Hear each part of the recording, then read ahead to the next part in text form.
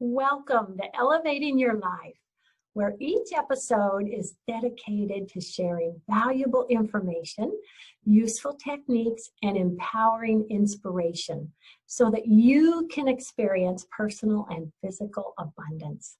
Success and happiness are within your reach. I am your go-to gal who will help you find your happiness triggers and a true elevated life. I am your host, Paula Vail. Hello, everyone, and welcome.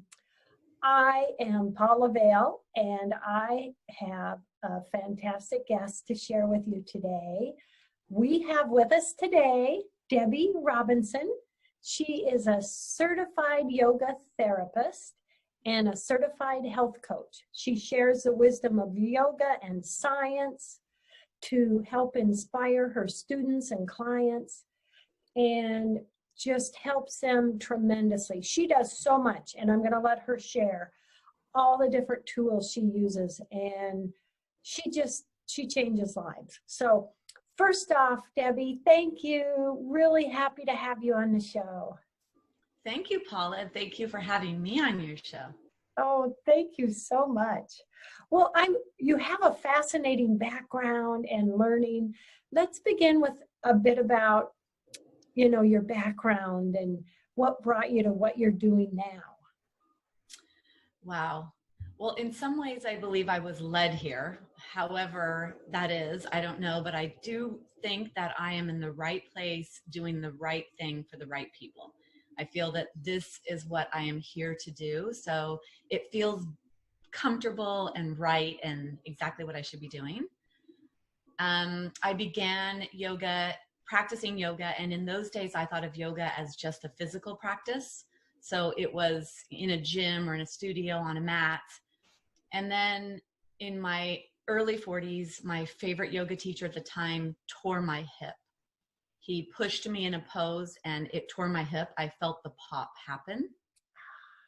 And that changed the course of my life. And it stopped me from being able to practice the physical aspects of that word yoga, something that I loved.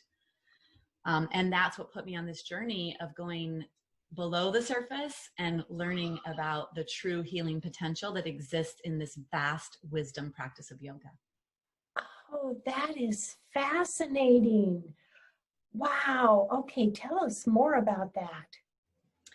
So in the beginning, I couldn't really, I started to not be able to practice the way I was practicing, which in those days was a stronger physical practice. And it became apparent to me after 5 years of that injury that I would have to have surgery. I realized I was diagnosed with a torn labrum. And I had to have a surgery for that. And at the same time, I heard this word yoga therapy, and I didn't really know what that meant. And I thought, well, what is that? And so I looked into this program that was 1,000 hours of training, and at a university in Los Angeles called Loyola Marymount, which is a fantastic institution. And so I started on this journey. I had my first class on October 10th, 2015. And I had my first surgery to repair my torn labrum on November 3rd, 3 weeks later. And so in this whole process of the school, I studied with doctors and nurses and chiropractors and physical therapists and psychiatrists, psychologists. And we were educated on physical conditions or clinical conditions or metabolic conditions that people have, so that if somebody came to us, we would know more about conditions. And in the same time, I started teaching, or I was teaching already for a hospital in Southern California. And in that setting, I'd say that the average age of my students is over 50 and even maybe closer to over 60. So when I would say, how are you? What's going on? And somebody would say, oh, I have spinal stenosis, or I have a knee replacement or hip replacement, I would have to figure out, how do I keep these people safe? Yes. And since I wasn't, I had an injury from a yoga teacher, it was my goal to show up and to share this practice as safely as possible. I eventually ended up having a total hip replacement when I was 51 years old. And that journey really raised my awareness to the value and the importance of this physical body that we live in, how important it is that it be strong and mobile and have the fluids flowing and have the mobility aspect in our bodies. Wow. Wow. So with having had that, how did that affect your own personal therapy, and then you're moving on and you're teaching and helping others with therapy? That must have been a big effect on where you proceeded. Yeah, well, before my hip replacement, I actually was handicapped. I had a handicap placard for my car. I would look to see how close something was to determine whether I was going to go there or not. I would I would drive up to a location to see how far something was. And so I became handicapped. And at the time I was 51 years old, and my dad actually will be 51 in 2 weeks from today. So I said to myself, I have 40 more years to live this life. How am I going to live this life? Because at that point I was broken. I had gained weight. So many, when your physical body doesn't work, it goes into many aspects of you. It goes into your mental, emotional well-being and your happiness level, and, a lot of effects in your life. And so I decided, let me have this hip replacement and let me get myself back on track.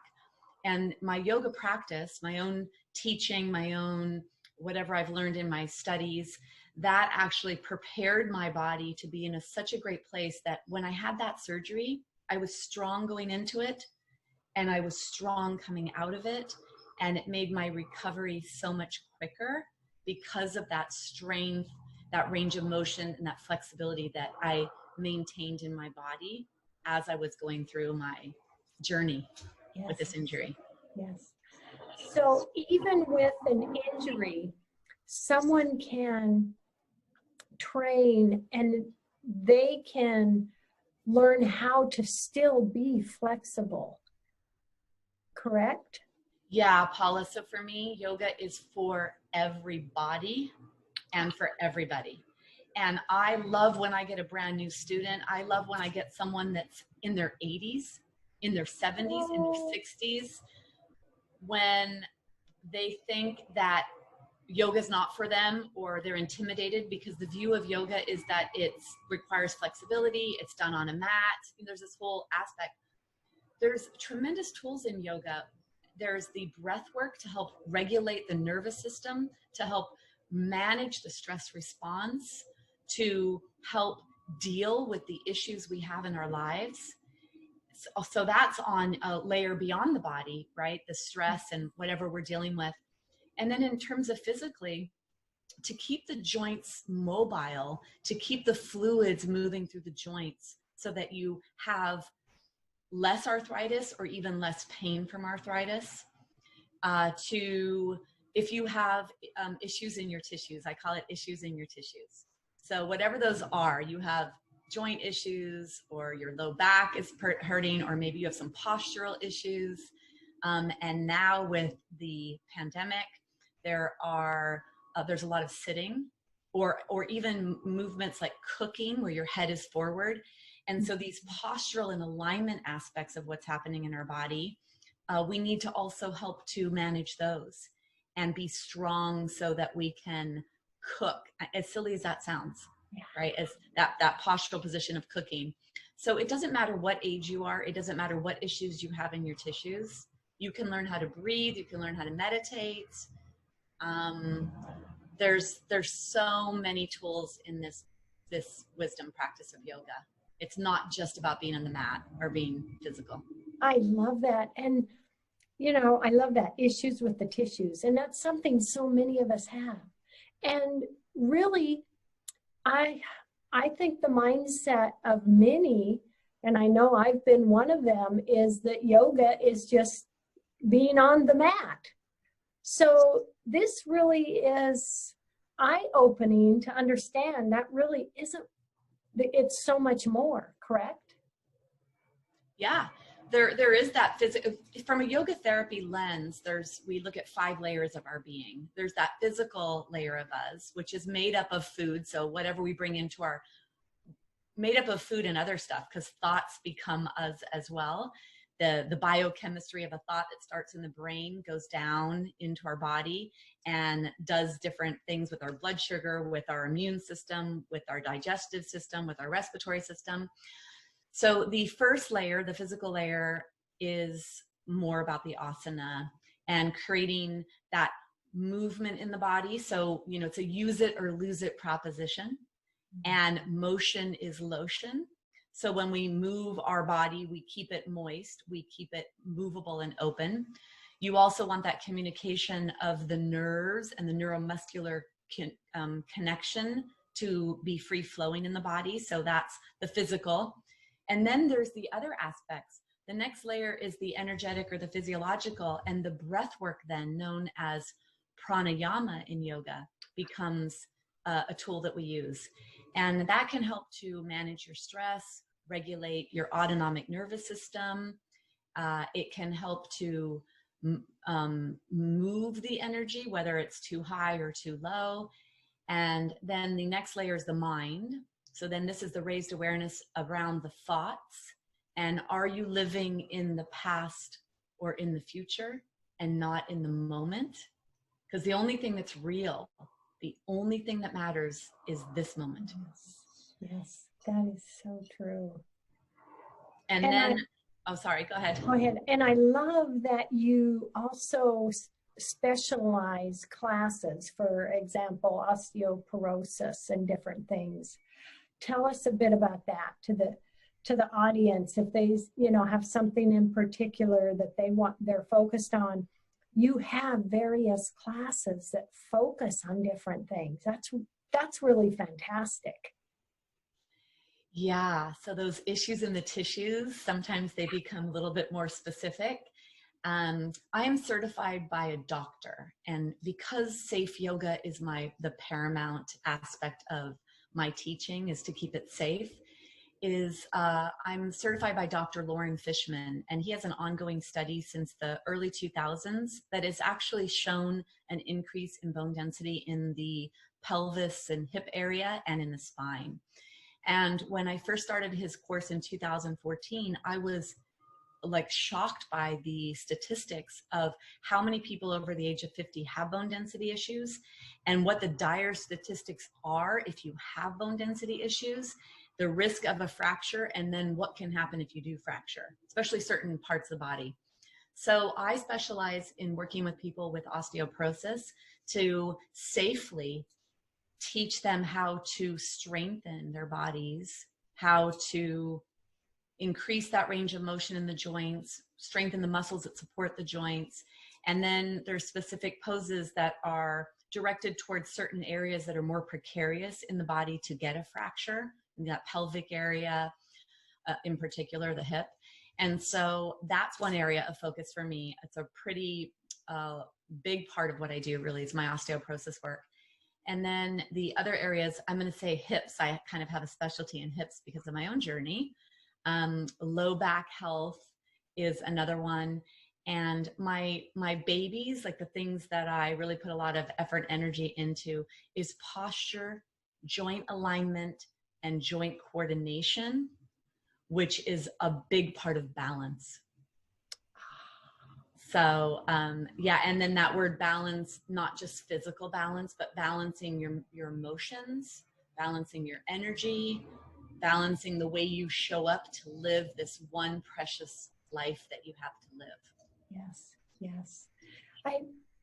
I love that you have so many different aspects and ways of helping people, because if we have osteoporosis, or we have a posture problem, or an anxiety problem, all those different venues and therapies that you're able to work with people can help in so many areas. Yeah, my goal, Paula, is to actually empower others to heal themselves, because yoga is a mind-body self-care healing practice.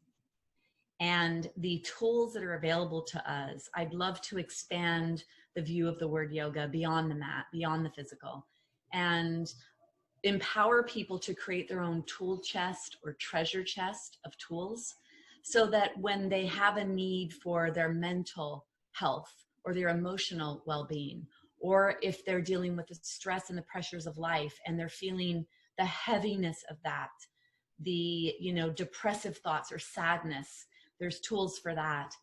And then if they're dealing with anxiety and they need to really calm their mind and then drop themselves, find that psychosomatic harmonization through some of the tools that exist with yoga. So there's so many tools on I mean, Paula, I think yoga is the answer. Like, that is my thing I say over and over.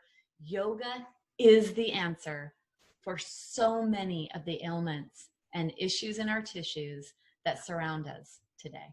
Oh, I'm feeling it. I'm feeling it. This is just fascinating. Well, tell us a bit about when someone checks out your website and they can sign up for classes, either one-on-one or you do video, and how does that work?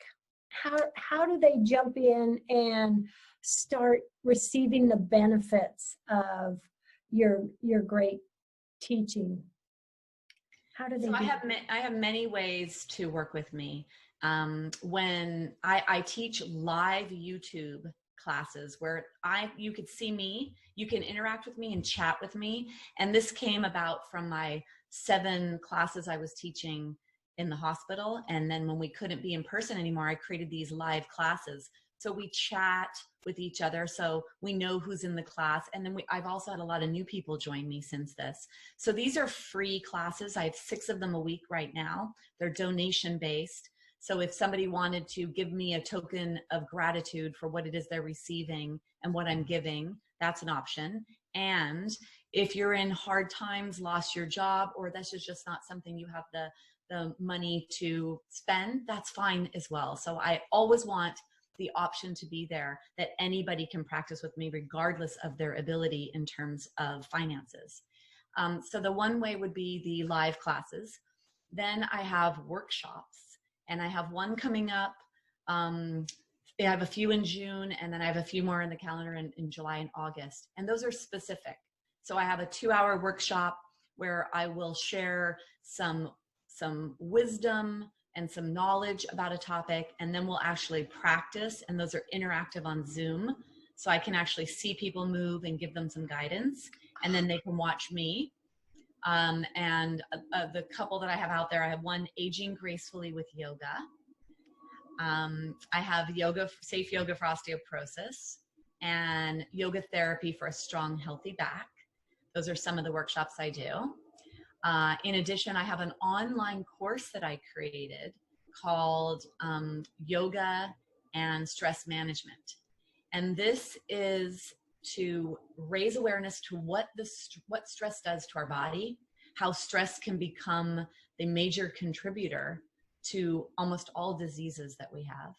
Mm-hmm. And then I share the wisdom of yoga and all the tools that are available in yoga to help manage our stress. So that's an online program, a really good rate, because I wanted that to be available for everyone. And I have a practice in that, a 40-minute practice, 3 guided breath work and meditations, and a workbook to figure out where your stress is. And people work with me privately, so I do Zoom calls privately, and then that's definitely tailored to the individual's needs. And it can be done on a video, so whether that's through Skype or Zoom or FaceTime. And then last but not least, it's not happening now, but when we're able to travel again, I take people to Bali and Scotland on yoga-inspired wellness journeys and retreats. Oh, I want to go. I want to go. Wow. Yeah, I had one planned in May, and I was supposed to be in Bali in September. So those, 2020 right now may be we might be grounded. Yes. 2020. Oh, that is something I would love to do. I would love to do that. I love travel and experiencing other countries. Wow. Well, please share with everyone your website or contact information. So my website, my name is Debi Robinson, and I spell Debbie Debi. So my website is Debbie, it's www.DebiRobinson. So it's Debbie Robinson is my website. And on there, I have links to everything. My homepage can take you directly to my live class page.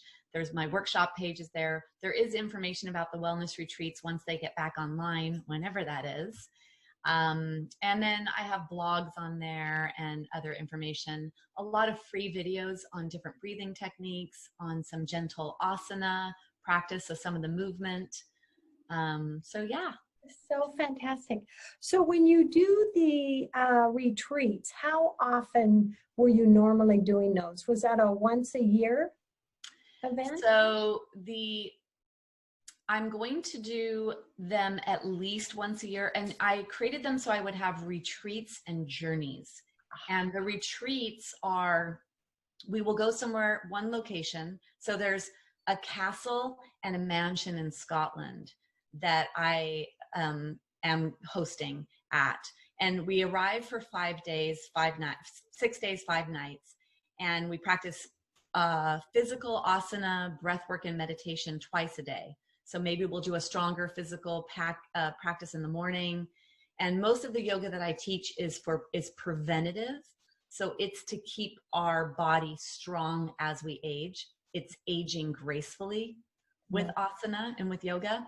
And then I bring in a chef to those and the retreats. And we do workbooks, conversations. I do a private session. So we arrive, we stay. We're in an amazing place in beautiful grounds. So you can walk around the labyrinth if we're at the castle, or the loch if we're in Scotland at the mansion.